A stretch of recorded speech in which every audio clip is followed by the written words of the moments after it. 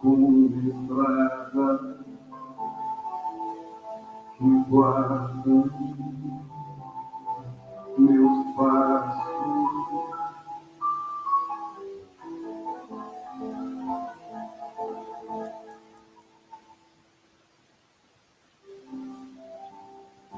Boa noite, pessoal.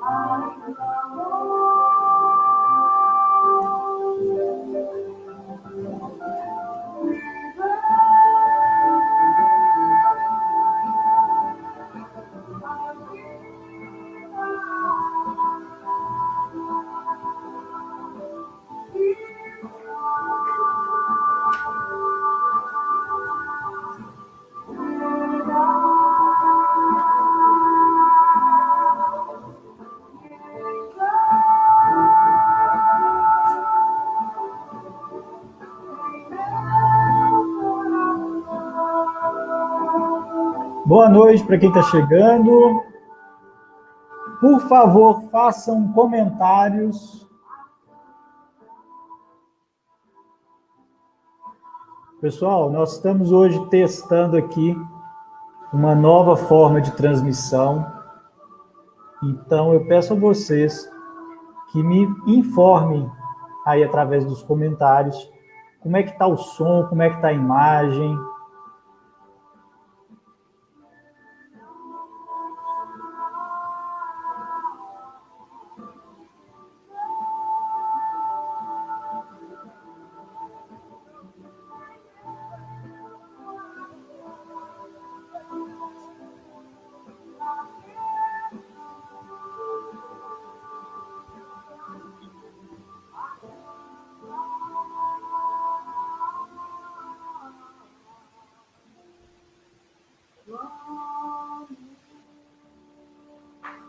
Quem for chegando aí, por favor, vai me dando retorno.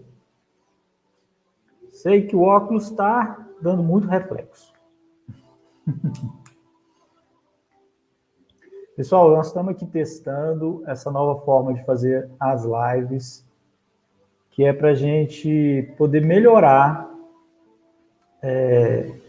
a forma, né, como a gente produz aí as aulas, as palestras, para que a gente possa trazer de uma forma melhor para vocês, né, mais eficiente, com mais informações. Então, me dê aí o feedback, me conta aí como é que tá, se está chegando legal o som, se está chegando legal a imagem.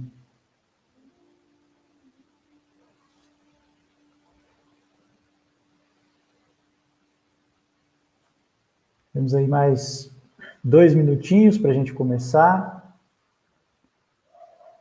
Então, se tiver alguma coisa errada aí, por favor, me digam, para a gente tentar sanar antes do início aqui da atividade.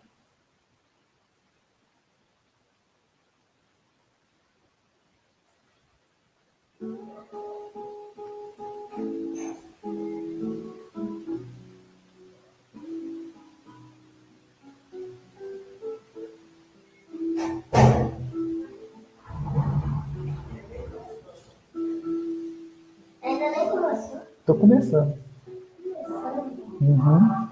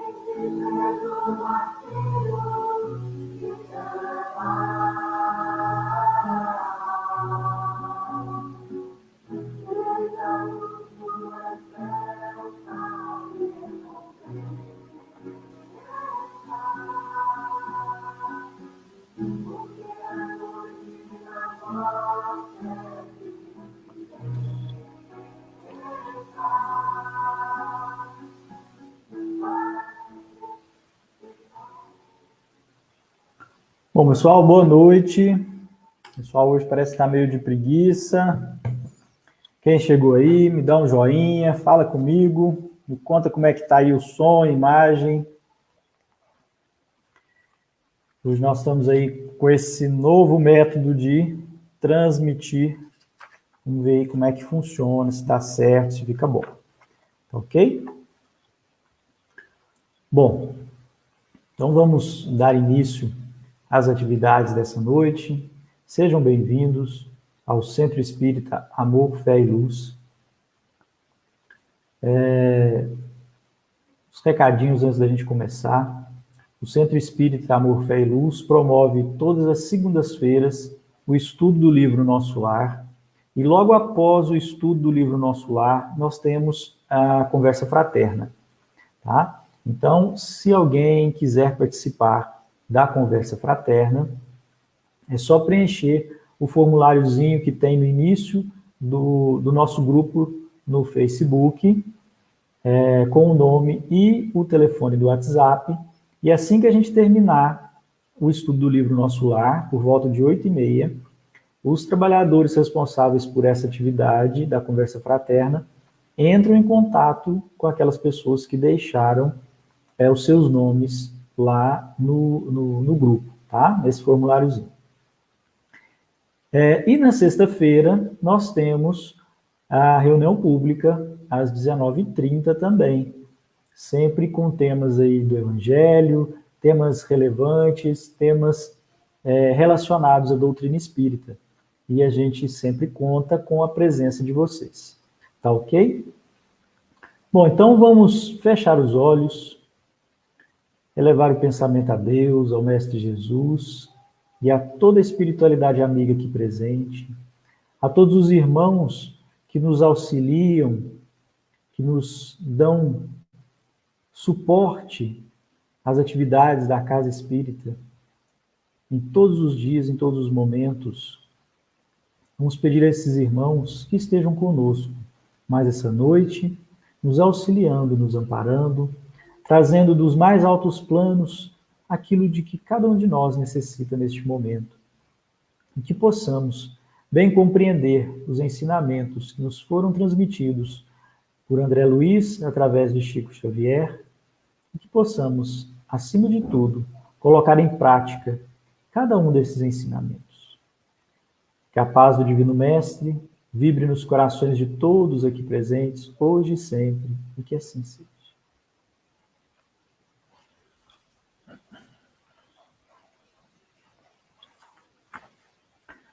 Josi, boa noite.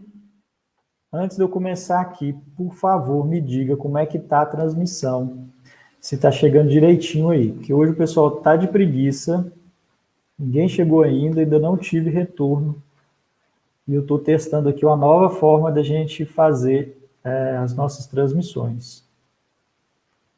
Se você puder me falar aí se está ok, som, imagem. Se tiver alguma coisa aí que não estiver legal, por favor, me diga.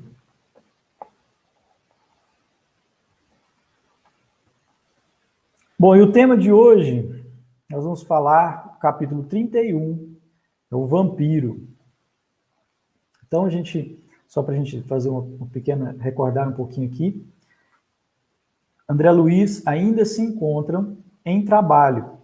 Desde o momento em que ele chegou às câmaras de retificação, ele ainda não retornou. Ele se encontra em trabalho, já passou um dia todo e adentrou a noite, né, em trabalho.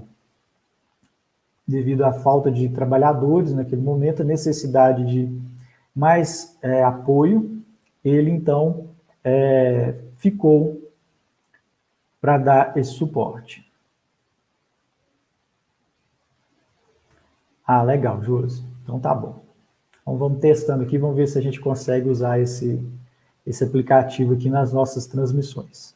Tá bom? Então vamos lá. Gente, eu sei que dá um reflexo aqui, mas enquanto eu for ler, eu preciso do óculos. Eram 21 horas. Ainda não havíamos descansado, senão em momentos de palestra rápida, necessária à solução de problemas espirituais. Aqui, um doente pedia alívio.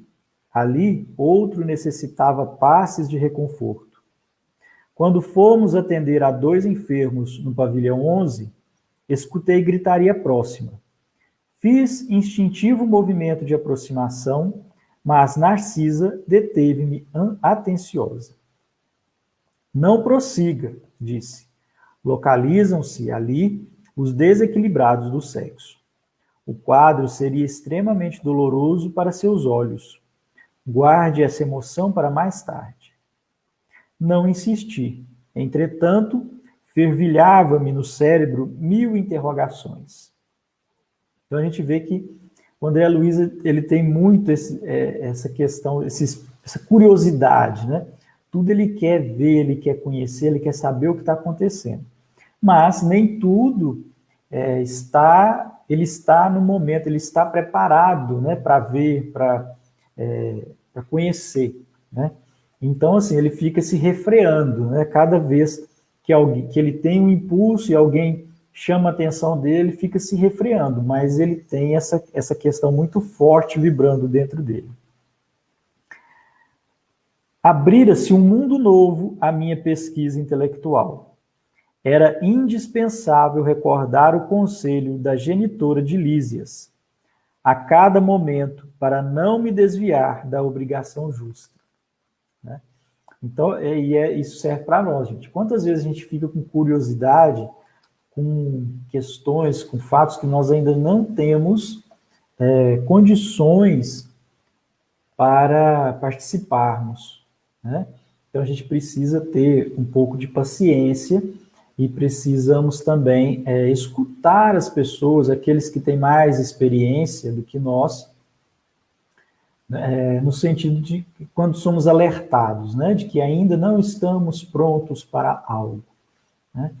E dentro da doutrina espírita, né, a gente precisa observar isso com muita clareza, né, principalmente nas questões mediúnicas. Muitas pessoas se aventuram na mediunidade sem estar preparados adequadamente para a mediunidade. E isso pode lhes trazer grandes questões, né, grandes desequilíbrios. Então, a atividade mediúnica ela pode ser exercida com segurança, com tranquilidade, mas ela necessita de preparo, de capacitação, né, para ser exercida com segurança. Então, é uma das questões dentro do Espiritismo, né, que às vezes as pessoas têm uma curiosidade, um impulso, né, pela curiosidade e acabam atropelando, não esperando o momento adequado para vivenciarem, para experienciarem as questões mediúnicas. Logo após as 21 horas, chegou alguém dos fundos do enorme parque. Era um homenzinho de semblante singular, evidenciando a condição de trabalhador humilde. Narcisa recebeu-o com gentileza, perguntando: "Que há, Justino? Qual é a sua mensagem?" O operário, que integrava o corpo de sentinelas das câmaras de retificação, respondeu aflito: "Venho participar que uma infeliz mulher está pedindo socorro no grande portão que dá para os campos de cultura. Creio tenha passado despercebida aos vigilantes das primeiras linhas." "E por que não a atendeu?" interrogou a enfermeira.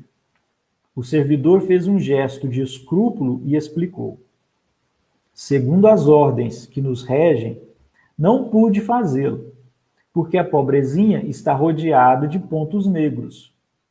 "Que me diz?" revidou Narcisa, assustada. "Sim, senhora. Então, o caso é muito grave." Então, o que está acontecendo? Narcisa estava ali conversando, né, com André Luiz e fazendo o trabalho, viu? Os dois estavam trabalhando, e chegou um trabalhador procurando por Narcisa, né, e explicou a ela que nos portões de nosso lar, né, em um dos portões que dão acesso à colônia, havia uma mulher pedindo socorro, pedindo para ser socorrida. E a Narcisa pergunta a ele, então, por que você não a socorreu, né? E ele, então, informa a Narcisa que, segundo as ordens, né, que as orientações que ele tem, ele não poderia fazer isso, porque essa mulher, esse espírito, apresenta alguns pontos negros, né, no seu perispírito. E então a Narcisa se preocupa com essa situação. Curioso, seguia a enfermeira através do campo enluarado. A distância não era pequena. Lado a lado, via-se o arvoredo tranquilo do parque, muito extenso, agitado pelo vento caricioso. Havíamos percorrido mais de 1 quilômetro, quando atingimos a grande cancela a que se referira o trabalhador. Deparou-se-nos, então, a miserável figura da mulher que implorava socorro do outro lado. Nada vi, senão o vulto da infeliz, coberta de andrajos, rosto horrendo e pernas em chaga viva. Mas Narcisa parecia divisar outros detalhes imperceptíveis ao meu olhar, dado o assombro que estampou na fisionomia ordinariamente calma. "Filhos de Deus", bradou a mendiga ao avistar-nos, "dai-me abrigo à alma cansada. Onde está o paraíso dos eleitos para que eu possa fruir a paz desejada?" Aquela voz lamuriosa sensibilizava-me o coração. Narcisa, por sua vez, mostrava-se comovida, mas falou em tom confidencial. "Não está vendo os pontos negros?" "Não", respondi. "Sua visão espiritual ainda não está suficientemente educada." Então, o que acontece? André Luiz chegou junto com o Narciso, né? Ele foi, a curiosidade dele, mais uma vez, levou ele a acompanhar Narcisa, e ao chegarem lá nos portões, lá no local indicado pelo trabalhador, eles avistaram, então, a pessoa, né, a mulher que estava solicitando amparo, solicitando socorro. E André Luiz viu apenas uma figura muito judiada, né, vamos dizer assim, né? Uma mulher vestindo umas roupas em farrapos, com as pernas em chagas vivas, né? Então, assim, uma sofredora, foi o que o André Luiz viu. No entanto, Narcisa pergunta a ele se ele não está vendo os pontos negros, e ele diz que não, né? E a Narcisa, então, informa a ele que é porque ele ainda não tem a sua visão espiritual suficientemente educada, né? Ainda precisa exercitar, conhecer mais para poder observar mais, né? Ampliar a visão, né? Isso aqui, gente, a gente precisa, é aquela questão. Nós, quando desencarnamos, nós somos, no primeiro momento, aquilo que somos aqui na Terra. Nós não vamos, simplesmente pelo fato do desencarne, tomarmos posse das nossas potencialidades do espírito, né? Ou seja, a nossa capacidade de volitar, a nossa visão ampliada, entre outras questões, né? Nós precisamos passar por treinamentos, por processos de educação das nossas faculdades. E André Luiz ainda se encontra nesse processo, né? E depois de ligeira pausa, continuou: se estivesse em minhas mãos, abriria imediatamente a nossa porta. Mas, quando se trata de criaturas nestas condições, nada posso resolver por mim mesma. Preciso recorrer ao vigilante-chefe em serviço. Assim dizendo, aproximou-se da infeliz e informou em tom fraterno: faça o obséquio de esperar alguns minutos. Voltamos apressadamente ao interior. Pela primeira vez, entrei em contato com o diretor das sentinelas das câmaras de retificação. Narcisa apresentou-me e notificou-lhe a ocorrência. Ele esboçou um gesto significativo e ajuntou: fez muito bem comunicando-me o fato. Vamos até lá. Dirigimos-nos os três para o local indicado. Chegados à cancela, o irmão Paulo, orientador dos vigilantes, examinou atentamente a recém-chegada do umbral e disse: esta mulher, por enquanto, não pode receber nosso socorro. Trata-se de um dos mais fortes vampiros que tenho visto até hoje. É preciso entregá-la à própria sorte. Então, a gente, observando isso no primeiro momento, isso parece ser uma atitude contrária, né, à questão da caridade, né, uma questão contrária às leis de amor. Por quê? Porque a mulher chegou pedindo socorro e, no entanto, o Paulo, né, o irmão Paulo, que é o responsável ali pela segurança, né, do nosso lar, um dos responsáveis, é ele que coordena, né, ali essa entrada e essa saída, se dirigiu até o local e não quis aceitar a mulher, não permitiu que ela entrasse, né? E dizendo que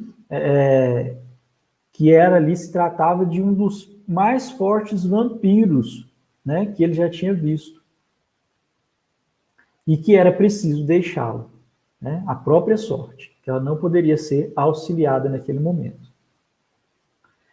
Mas vamos então seguir aqui para a gente entender isso melhor.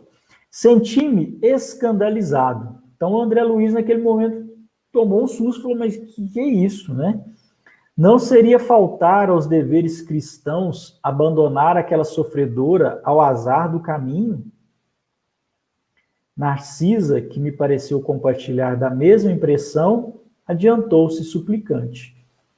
Então, o André Luiz ficou ali logo, né, talvez pela sua pouca experiência, né, ele já ficou bem chocado com aquilo, né, mas a Narcisa também ficou, né, ali comovida e impressionada, né, com o quadro da mulher e tal, e foi conversar com o Paulo, né. Mas, irmão Paulo, não há um meio de acolhermos essa miserável criatura nas câmaras? Permitir essa providência, esclareceu ele, seria trair minha função de vigilante. Então, o irmão Paulo, né, ele foi bem enfático, de que ele não iria permitir, né, e que se ele fizesse isso, ele estaria indo contra as funções assumidas por ele, as responsabilidades assumidas por ele.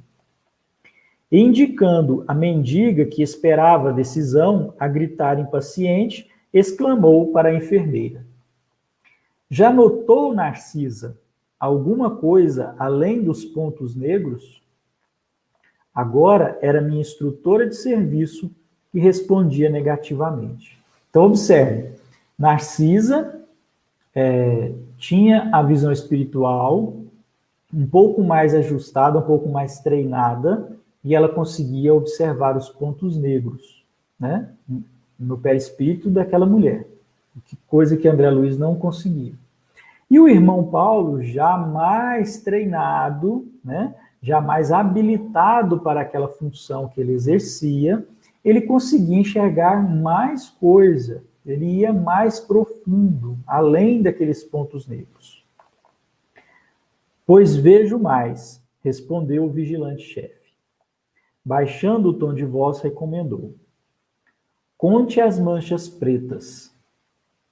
Narcisa fixou o olhar na infeliz e respondeu após alguns instantes: 58. O irmão Paulo, com a paciência dos que sabem esclarecer com amor, explicou: esses pontos escuros representam 58 crianças assassinadas ao nascerem. Em cada mancha, vejo a imagem mental de uma criancinha aniquilada, umas por golpes esmagadores, outras por asfixia. Essa desventurada criatura foi profissional de ginecologia. A pretexto de aliviar consciências alheias, entregava-se a crimes nefandos, explorando a infelicidade de jovens inexperientes. A situação dela é pior que a dos suicidas e homicidas, que por vezes apresentam atenuantes de vulto. Então, o irmão Paulo, né, ele estava observando os registros no perispírito daquela mulher de tudo que ela havia feito durante a sua reencarnação, sua última reencarnação, né? Então, ali ele já observou o que estava registrado, as informações que ele podia observar, que aquela mulher, aquele espírito, na sua última encarnação, trabalhou como médica, né, ginecologista, e, no entanto, ela usou da sua posição, né, do seu conhecimento, para praticar abortos, né, com a desculpa de que estava aliviando as consciências de outras mulheres, né, de jovens mulheres inexperientes. Era a desculpa que ela dava para si mesma, né, para praticar aqueles atos. Então foram 58 abortos praticados por ela, né? Ou seja, 58 assassinatos. E que estavam ali marcados nela. Tudo no seu perispírito, tudo marcado ali.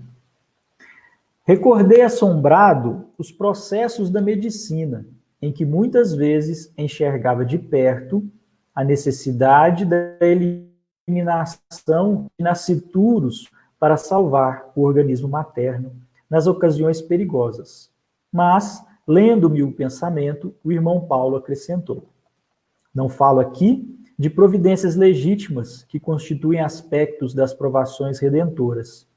Refiro-me ao crime de assassinar os que começam a trajetória na experiência terrestre, com o direito sublime da vida. Então, o que acontece? Nesse momento, né, o André Luiz se recordou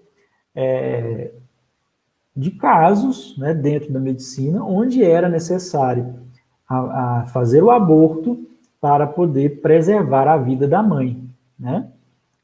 Isso veio à mente dele, essa questão, né? Falou, bom, mas e aí, se não podemos fazer esses abortos, se ela praticou esses abortos e ela está toda marcada por isso, como é que fica essa situação? Esse foi o pensamento dele, rapidamente, que passou rapidamente pela mente dele, e que o irmão Paulo captou. E aí o irmão Paulo já, de pronto, né,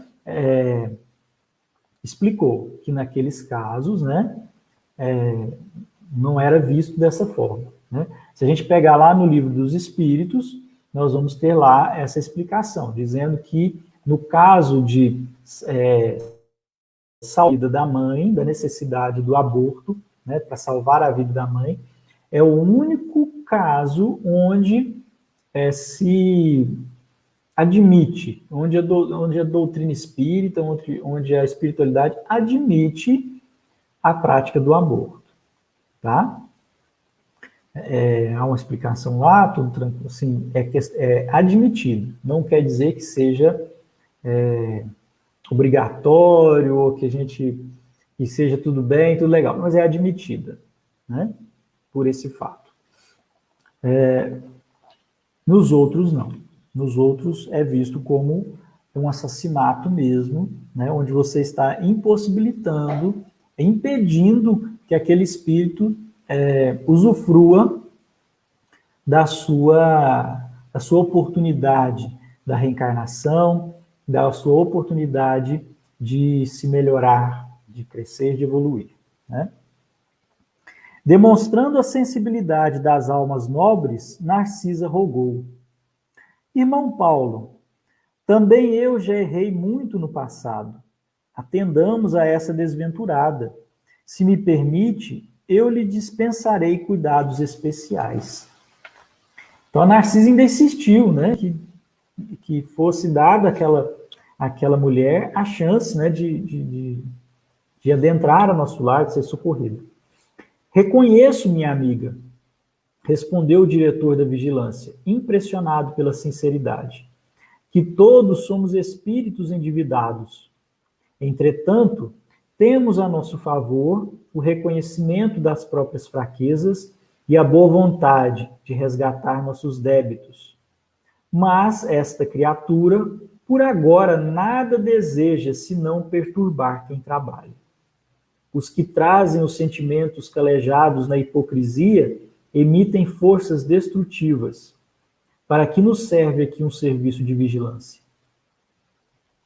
Então, a questão aqui é, todo mundo, né, todos nós, todos os espíritos que são socorridos em nosso lar têm as suas falhas, né? Todos nós as temos. Ninguém está na posição de espírito perfeito, espírito puro, espírito livre das suas quedas, né? Então, qual que é a diferença entre os espíritos que foram socorridos, entre aqueles que estão em nosso lar por grandes débitos, né, e essa mulher, desse espírito? A questão é o arrependimento. É o reconhecimento das suas faltas e o desejo de melhorar. Essa é a diferença. E é isso que o irmão Paulo observa aqui neste momento.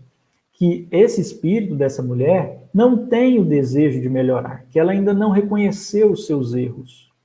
E que no momento ela só quer se aproveitar. Da mesma forma que ela se aproveitou daquelas oportunidades, daquelas situações, ela continua querendo se aproveitar. Ela quer entrar em nosso lar para se aproveitar, né? E a sua vibração, os seus desequilíbrios seriam perigosos para nosso lar, no sentido de que iriam desarmonizar o trabalho, que iriam criar dificuldades para muitos espíritos, né? Então, por isso é que o irmão Paulo não está permitindo a entrada dessa mulher, né? E aí ele ainda faz a pergunta, né? Para que serviria, então, né, o serviço de vigilância, se não para isso? Para poder observar cada quadro, né, e decidir ali pelo bem maior da colônia, né? E sorrindo expressivamente exclamou: busquemos a prova. O vigilante-chefe aproximou-se então da pedinte e perguntou: que deseja a irmã do nosso concurso fraterno? Socorro, socorro, socorro, respondeu Lacrimosa. Mas minha amiga, ponderou acertadamente, é preciso sabermos aceitar o sofrimento retificador.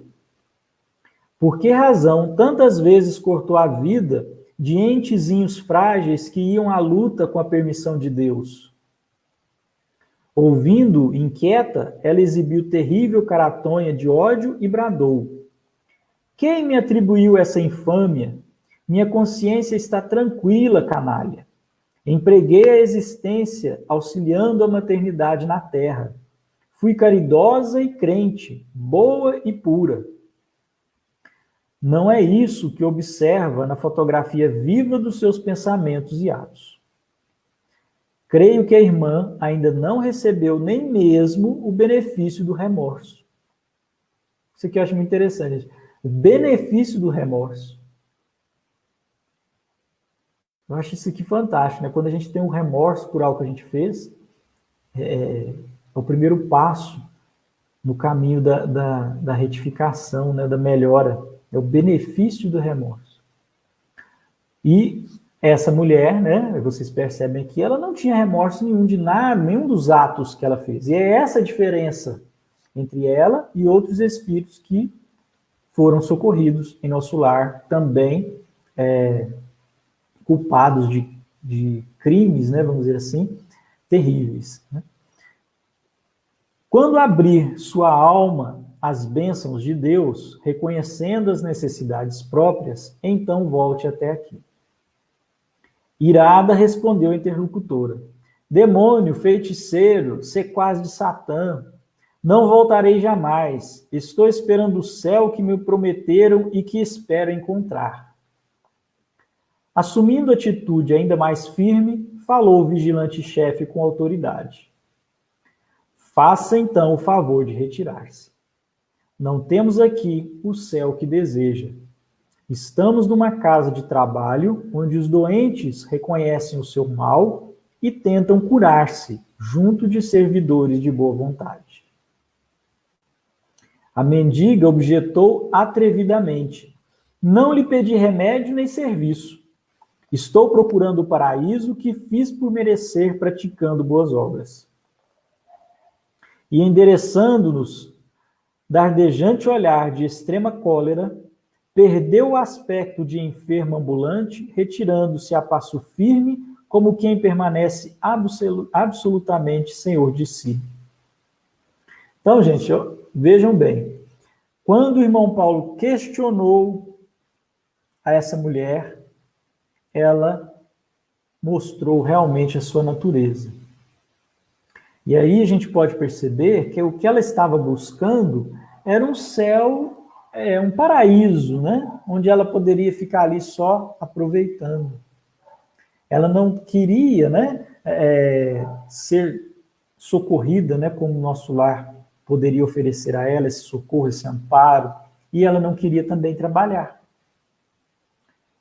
Provavelmente foi uma pessoa, né, que passou pela sua última encarnação com essa ideia de que, ao desencarnar, ela estaria, ou melhor, que o que ela precisava era praticar boas obras, né, como ela diz aqui, fazer caridade, e que todos os pecados dela seriam redimidos, seriam perdoados, e que, ao desencarnar, ela encontraria o paraíso. O que acontece com vários de nós, né? Em vários de nós, em várias religiões, filosofias, e vários de nós na doutrina espírita. Vários de nós que frequentamos casas espíritas, que nos declaramos espíritas, acreditamos, mesmo que a gente não fale, que a gente não declare. Mas lá no fundo do nosso coração, o que nós estamos esperando, o que nós estamos aguardando, é que quando desencarnarmos, um tapete vermelho seja estendido à nossa frente e que a gente seja recebido com honras e glórias, como se fôssemos melhores do que os outros. Porque trabalhamos no posto de assistência, porque falamos de caridade, porque doamos roupas usadas, enfim. É o orgulho falando alto dentro de nós. De muitos de nós espíritas. Então nós precisamos ter esse cuidado, de entender que nós não somos melhores do que ninguém. Não é porque nós temos o esclarecimento da doutrina espírita que nós somos os escolhidos de Deus. Pelo contrário, eu sempre digo que nós espíritas temos tanto esclarecimento, temos tantas informações claras para nós, é porque nós já passamos por várias encarnações e não conseguimos entender. E aí viemos nessa agora, com tudo mastigadinho, bem explicado, para ver se dessa vez a gente entende.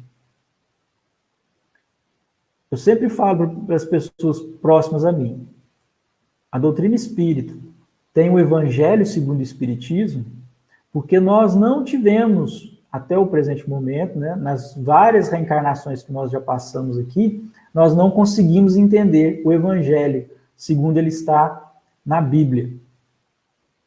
E aí foi preciso que viesse o Evangelho segundo o Espiritismo, pensando as lições morais do Cristo do Evangelho, os ensinamentos morais, e explicando, porque é isso que é o Evangelho segundo o Espiritismo. As passagens onde o Cristo explica, onde ele ensina a moral, explicada pela espiritualidade, com textos que nos explicam o que o Cristo quer dizer a nós. Então tenhamos muito cuidado ao acharmos que somos privilegiados. Na verdade, nós somos a turma que ainda não entendeu e que precisamos correr atrás. Nós estamos de recuperação. Tá? Mas vamos lá. Acompanhou-a o irmão Paulo com um olhar durante longos minutos e, voltando-se para nós, acrescentou: observaram o vampiro? Exibe a condição de criminosa e declara-se inocente. É profundamente má e afirma-se boa e pura. Sofre desesperadamente e alega tranquilidade. Criou um inferno para si própria e assevera que está procurando o céu. Ante o silêncio com que lhe ouvíamos a lição, o vigilante-chefe rematou: é imprescindível tomar cuidado com as boas ou más aparências. Naturalmente, a infeliz será atendida a lures pela bondade divina, mas, por princípio de caridade legítima, na posição em que me encontro, não lhe poderia abrir nossas portas. Então, gente, é só para a gente reforçar uma questão. Qualquer espírito pode e será atendido, socorrido pelas colônias, pelos grupos de socorro, pelas equipes de socorro, independente do que tenha aquele espírito feito na sua última encarnação. Mas, para que isso aconteça, aquele espírito precisa estar consciente, arrependido, se responsabilizando por aquilo que fez, de forma sincera, e querendo realmente melhorar, retificar aquilo que fez. Essa é a condição. É a condição de baixarmos o orgulho, deixarmos o orgulho de lado, de termos humildade, de nos reconhecermos como espíritos falidos, necessitados de amparo, de auxílio. Essa é a condição para sermos socorridos, amparados em qualquer colônia. Enquanto não estivermos nessa situação, ficaremos a vagar pelos umbrais. Ficaremos ali para que possamos descarregar toda essa energia do orgulho que existe em nós. Ok?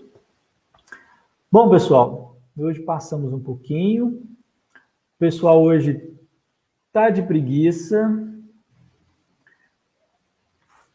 Eliana, boa noite, você chegou aí depois. A Josi. Tem mais alguém aí que não me deu boa noite aí, que eu não consigo visualizar. Pessoal, obrigado pela presença de vocês. Mais uma vez, explicando aqui antes da gente finalizar, antes da gente fazer a prece. Estamos hoje testando essa forma, esse aplicativo para fazer a transmissão, as nossas transmissões aqui no grupo. A gente tem mais alguns recursos, dá para a gente fazer algumas coisinhas aqui. Eu sou Pedro. Sou Pedro, boa noite. Não está aparecendo aqui para mim, José. Aqui o aplicativo tem uma limitação quanto a isso. O Wellington também está aí. Boa noite, Wellington. Mas então, pessoal, gostaria que, se possível, vocês dessem aí os feedbacks aí com relação a esse aplicativo, ao uso do aplicativo, se ficou bom, se ficou melhor, tá? Se tem alguma coisa aí que a gente pode ajustar. A gente precisa estar sempre melhorando, ok? Mas é isso. Vou convidar vocês a, mais uma vez, fecharem os olhos e elevarem o pensamento a Deus, ao Mestre Jesus, e a toda a espiritualidade amiga que nos assiste, que nos ampara. Agradecer por todo o socorro, todo o amparo que foi nos oferecido neste momento. Agradecer essa presença amorosa junto de nós. Agradecer por mais uma noite em que pudemos estar aqui reunidos, nos esclarecendo, aprendendo, crescendo e evoluindo. Que a paz do Divino Mestre vibre nos corações de todos aqui presentes, hoje e sempre, e que assim seja.